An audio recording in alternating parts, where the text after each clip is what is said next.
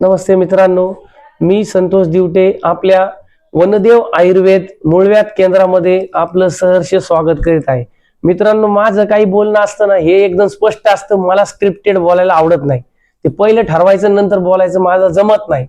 फक्त मी एकच सांगतो, मूळव्याध हा काही लय मोठा आजार नाहीये आणि खूप घाबरून जायची गोष्ट पण नाहीये। फक्त आता उन्हाळा चालू आहे, तर मूळव्याधचे जे काही माझे बांधव आहेत, ते पेशंटच म्हणतो मी त्यांना, तर त्यांनी ना थोडी सावधानता बाळगायला पाहिजे। म्हणजे काय करायचं की बाबा तुम्ही थोडे सलाड वगैरे, काकडी खा, उन्हात जास्त फिरू नका, पाणी जास्त प्या, अंजीर खा, फळं खा, वडापाव हे फास्ट फूड वगैरे टाळा।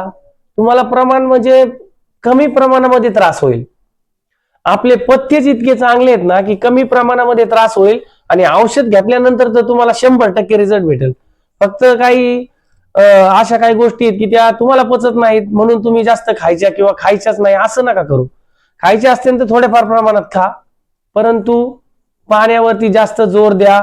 काकडी खा, ताक प्या, दही खा, हे थंड पदार्थ उन्हाळ्यामध्ये खा तुम्ही, जेणेकरून तुमच्या जो जठराग्नी आहे किंवा तुमचं हे जे आपलं म्हणजे कोणत्याही प्रकारचं बद्धकोष्ठतेचं जे प्रमाण असतं हे उष्णता तयार झाल्यामुळे होते, तर ते तुमचं नष्ट होईल आणि तुम्ही मूळव्याध मुक्त नक्की होताल। फक्त एकदा वनदेव आयुर्वेद मूळव्याध केंद्राला नक्की संधी द्या आणि आमचे हे जे एवढे फॉलोअर्स आहेत, एवढे व्ह्यूज वाढलेले आहेत, एवढ्या लोकांनी आम्हाला स्वीकारलेलं आहे आणि इतकी मला म्हणजे त्यांनी एक संधी दिलेली आहे, तशी तुम्ही पण मला एकदा संधी द्या आणि आपलं फक्त एकदा आयुर्वेदिक औषध आहे, हे औषध एकदा यूज करून बघा तुम्ही। तुम्हाला 5 दिवसामध्ये नक्कीच तुम्हाला 100% फरक पडेल।